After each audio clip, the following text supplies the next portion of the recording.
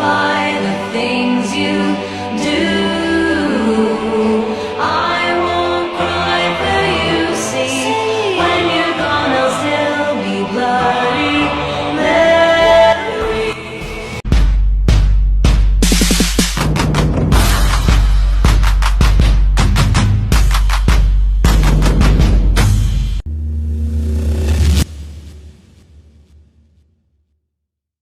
Assalamualaikum warahmatullahi wabarakatuh.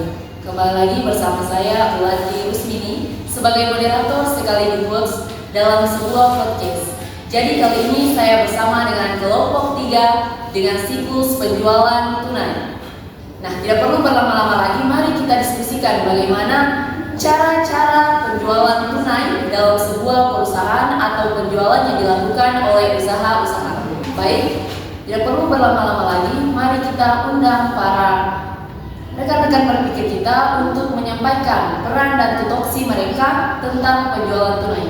Dimulai dengan narasumber pertama. Dipersilakan. Halo, nama saya Alisha Rahman. Di sini saya sebagai spesialis sistem keuangan dan akuntansi. Saya akan membantu menjelaskan kepada kalian semua betapa pentingnya program penjualan tunai yang dibuat dan ditetapkan ke dalam perusahaan. Saya Risawati Tunai sebagai pelanggan yang sering melakukan transaksi tunai di perusahaan. Saya akan berbagi pengalaman saya dari sisi pelanggan.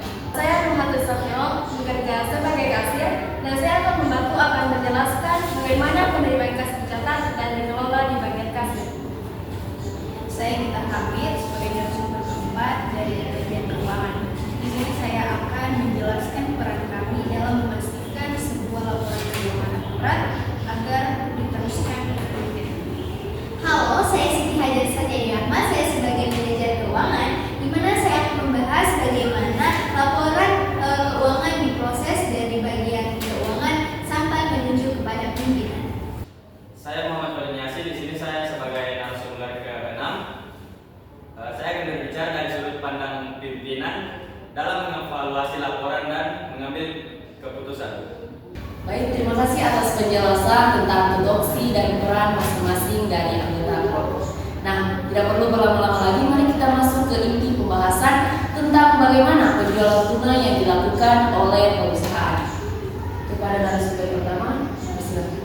Mengapa program penjualan tunai sangat penting? Dikarenakan program penjualan tunai ini memberikan gambaran alur kerja secara jelas, yang dimana dengan adanya program ini, semua bagian perusahaan akan mengetahui apa saja tugasnya masing-masing, seperti siapa yang bertanggung jawab atas setiap tahap dan bagaimana proses masuknya uang diproses secara baik. Dari sisi pelanggan, biasanya pelanggan melakukan pembayaran langsung dan menyerahkan uang ke kasir, dan kasir memberikan bukti transaksi. Dari sisi bagian kasir, setelah menerima pembayaran, saya langsung mencatat transaksi ke sistem. Data pembayaran ini sangat penting agar tidak ada kesalahan. Selanjutnya, saya membuat LPK, laporan penerimaan kas, untuk menjadi bukti bahwa pembayaran telah diterima. Dan LPK ini kemudian saya serahkan ke bagian keuangan untuk diperiksa lebih lanjut. Baik, dari sisi keuangan, di sini kami bertanggung jawab untuk memeriksa semua transaksi yang dicatat apakah sudah benar, dan jika semuanya sesuai, maka kami akan membuat laporan penjualan secara tunai atau sering disebut dengan LPT, yang merupakan laporan akhir yang akan diserahkan ke bagian pembimbingan. Nah, tentu saja sesuai yang telah saya sampaikan tadi, di mana tupoksi saya yaitu memeriksa kembali LPT yang telah dikerjakan oleh bagian keuangan, dan saya akan memberikan kepada bagian pemimpin jika sudah selesai. Namun tentu ada beberapa langkah. Yang pertama, saya akan memeriksa keselarasan data antara LPT dengan laporan sebelumnya dan LPK yang telah dibuat oleh bagian kasir. Kemudian verifikasi dokumen pendukung dengan mengecek kembali semua bukti pembayaran dari kasir yang sudah tercatat dengan benar. Dan yang ketiga yaitu mengkonfirmasi dengan bagian terkait. Jika ada kesalahan atau kekeliruan dalam pencatatan, saya akan langsung mengkonfirmasi dengan bagian terkait. Dan yang terakhir yakni saya akan menyetujui atau membuat keputusan bahwa laporan akan dikembalikan atau akan diteruskan kepada pimpinan. Jika sudah selesai, saya akan memberikan persetujuan dan meneruskan laporan ke pimpinan. Sebagai seorang pimpinan, saya akan meninjau LPT atau laporan penjualan tunai untuk memastikan semua transaksi yang terjadi sudah dicatat dengan benar. Jika semuanya sesuai, saya akan menyetujui laporan tersebut sebagai bagian dari laporan keuangan kas. Jika ditemukan ketidaksesuaian, saya akan mengembalikan laporan ke manajer keuangan untuk diperbaiki.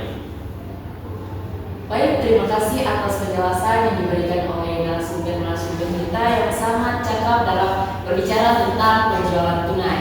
Nah, sebelum kita mengakhiri segmen ini, mari kita tanyakan bagaimana mungkin ada tips and trik bagaimana jika terjadi penjualan tunai. Mungkin narasumber bisa memberikan tips and trik kepada para penonton. Nah, mungkin bisa dimulai dari narasumber pertama, dipersilahkan. Baik, di sini terdapat tips dari saya bahwa dengan adanya produk penjualan tunai bisa digunakan sebagai panduan pertama agar prosesnya bisa berjalan lebih rapi. Tips dari saya, pelanggan juga harus teliti dalam melakukan pembayaran dan menyimpan bukti transaksi. Baik, tips dari saya, kasir harus selalu mencatat transaksi dengan teliti agar laporan keuangan tetap akurat. Dan tips dari bagian keuangan yaitu bagian keuangan harus melakukan verifikasi data dengan teliti agar laporan keuangan tetap akurat. Nah, tips dari saya selaku sebagai manajer keuangan, yakni manajer harus melakukan pengecekan atau cross check kembali agar dapat diteruskan kepada pimpinan.